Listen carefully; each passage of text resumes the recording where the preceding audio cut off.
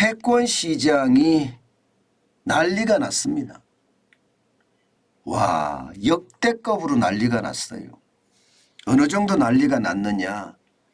전년 대비해서요. 올해 지금 5월까지죠. 개인 채권 투자액 증가율이 어마어마합니다. 337.4%입니다. 배수로 따지면 이게 4.4배가량 되네요. 4.4배가량. 개인이 채권에 투자하는 금액이 말입니다. 뭐 폭증한다고 이야기할 수가 있습니다. 예, 337.4%니까 얼마나 많이 늘어나는 겁니까? 실제로도 여러분 난리도 아닙니다. 지금 보시면 일반적으로 개인이 채권 투자하는 금액은요. 예, 2021년까지만 하더라도 4조 5,675억 원. 그러니까 4조 5천억을 잘 넘어가지 않았습니다. 2021년까지만 하더라도요. 그런데 2021년에 보세요. 2022년에 보세요. 몇 배나 늘었습니까? 21조 3,797억까지 늘었습니다. 그냥 단순하게 보더라도요. 단순하게 보더라도 4배가 더 늘었습니다. 4배가. 그죠? 엄청나죠? 단순하게 말입니다. 4조 5,675억 원이 21조 3,797억 원이 됐으니까 어마어마하게 늘은 거죠. 야, 뭐 이렇게까지 늘어나나 싶을 정도로 말입니다. 그런데 올해는 더합니다. 올해는. 지금 2023년 1월에서 5월까지 보면 14조 7,054억 원이죠. 예. 그런데 작년에는요. 3조 3,619억 원입니다. 무려 말입니다. 11조 3,435억 원이 더 늘어났습니다. 작년 대비해서. 그 작년 대비해서 늘어난 숫자가 바로 337.4%라는 뜻입니다. 진짜 장난 아니죠. 4.4배가 늘어나는 거예요. 재작년 2021년에서 2022년보다가 2022년에서 2023년의 증가율이 굉장히 빠른 속도로 는다는 사실이에요. 그만큼 말입니다. 채권에 대한 어떤 투자 선호도가 굉장히 높다는 거예요. 그렇지 않아도 시장의 유동성 많잖아요. 그죠? 그 유동성이 결국은 말입니다. 주식시장이나 부동산 시장으로 가서 마음을 졸이는 것보다가 그냥 채권 시장에 특히 장기채에다 그냥 묻어둔다. 뭐 이런 얘기가 되는 겁니다. 예, 장기채라고 하면 국채죠 대부분이요. 국채 중에서도 뭐 10년 만기, 20년 만기, 30년 만기 이런 장기채에다 묻어둔다는 뜻이에요. 왜 그럴까요? 아니 뭐 10년 만기, 20년 만기, 30년 만기 그렇게 묶어놓으면 돈이 적어도 10년에서 30년 묶인다는 뜻인데 이게 잘못하면 예, 돈이 묶인다는 것은 나에게는 치명타가 될 수 있거든요. 이게 묶이는 것이 아닙니다. 왜 묶이는 것이 아닌가 하면요. 기본적으로요. 채권의 가격은요. 예, 채권의 가격은 금리가 떨어질 때는요. 채권의 가격이 오릅니다.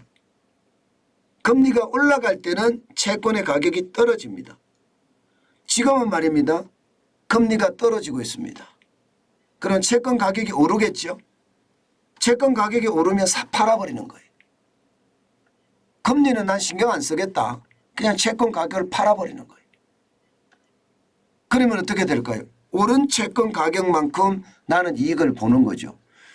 10년짜리를 샀든 20년짜리를 샀든 30년짜리를 샀든 채권도 팔아서 채권 가격이 오른 만큼 나는 이익을 낼 수 있다는 뜻이에요. 그래서 말입니다. 너도 나도 아니 국채라는 게 망하는 게 아니잖아요.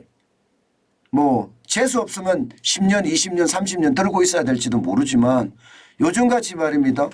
금리가 꼭대기까지 갔다가 이제 동결 3번 동결했습니다. 언젠간 인하할 겁니다. 인하하면 지금 보시는 것처럼 3년물이든 10년물이든 20년물이든 다 내립니다. 지금 2022년 9월 26일 현재 3년물은 4.55%에서 3.34%로 떨어졌습니다. 마찬가지로 10년물은 4.34%에서요 3.45%로 떨어졌고요. 또 20년물은 4.14%에서 3.43%로 떨어졌습니다. 그러면 채권의 가격은 그만큼 더 올라갔겠죠. 채권의 가격이 그만큼 더 올라갔다는 것은요. 모두들에게 이익이 굉장히 많이 된다는 뜻이에요. 예. 그러니까 사람들은요. 금리 내려라. 금리 내릴 때까지 나는 기다리겠다. 나는 채권에서 수익률을 많이 내겠다. 그렇게 생각을 하면서 모두가 채권을 사서 기다리는 거죠. 예. 그러면서 말입니다. 나는 수익률이 10%야. 나는 수익률이 20%야. 나는 수익률이 30%야. 이렇게 이야기하면서요. 채권 시장에서 대박을 냈다는 사람들도 점점 나오기 시작할 겁니다. 그렇게 되면 말입니다. 채권에 대한 부음은 더 커지지 않겠느냐 이런 생각을 많이 해보거든요. 사실 국채 이게 상품마다 예를 들어 3년물이나 10년물이나 20년물 이게 사기가 어려운 사람들도 있잖아요. 복잡하니까. 채권에 대한 이해도 없이 채권을 사면 제가 늘 말씀드리는 거 그냥 섣불 지고 불 속에 들어가는 거다. 그 말씀 제가 드렸잖아요. 그래서 채권에 대한 공부를 하고 난 다음에 채권에 투자해야 된다. 그 말씀도 제가 여러 번 드렸습니다. 지금은 채권에 대한 어떤 기회가 있다고 생각하니까 전부 다 채권으로 몰리거든요. 그래서 단품에 어떤 상품에 투자하기보다는요. 보시는 것처럼 상장지수 펀드에 투자하는 사람들도 굉장히 많이 늘어나고 있습니다. 보시는 것처럼 채권형 ETF에 2021년까지만 하더라도 8조 4천억 원을 투자했는데요. 2023년 4월 말 현재 25조 6천억 원입니다. 굉장히 많이 채권에 투자하고 있죠. 아마 정환진 TV를 보시는 분들도 채권에 대한 관심이 많아서 채권에 대한 투자를 많이 하시는 분들도 있는데요. 굉장히 저는 잘하시는 부분이라고 생각합니다. 반드시 말입니다. 채권 시장에 투자할 때는요. 이게 전문가의 도움을 받아야 됩니다. 내가 공부를 했다고 하더라도요. 그래도 전문가의 도움을 받아가면서 투자하는 거 잊지 마시고요. 또 채권은요. 아무래도 세금을 지금 거의 비과세로 해주니까 채권에 대한 투자가 굉장히 많이 늘어나거든요. 다른 쪽에는요. 이자 소득이 2천만 원 이하면 분리과세에서 15.4%를 매기고요. 2천만 원 이상이 되잖아요. 그러면 종합소득세 합산해서요. 6%에서 45%까지 이게 세금을 때리거든요. 그런 측면에서 보면 세금에 대한 혜택까지도 있기 때문에 채권 시장에 대한 어떤 사람들의 어떤 투자가 굉장히 강해진다 이렇게 생각을 할 수 있거든요. 여러분 채권을요. 항상 무시하지 마시고 채권을 한번 바라보는 것도 우리가 앞으로 투자를 하는데 굉장히 도움이 되지 않을까 싶습니다. 특히 말입니다. 채권 관련해서는요. 여러분들에게 제가 다시 한번 강조하지만요. 반드시 공부를 하고 시장에 들어가야 된다는 것 꼭 잊지 말았으면 좋겠습니다. 채권 시장을 공부 안 하고 그냥 시장에 들어가는 것은요. 저는 굉장히 나쁜 그런 방법이라고 생각을 합니다.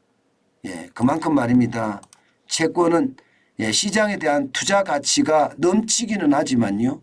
그만큼 모르고 시장에 들어가면요. 그것은 오히려 손해를 볼 수 있다. 그 말씀 다시 한번 올립니다.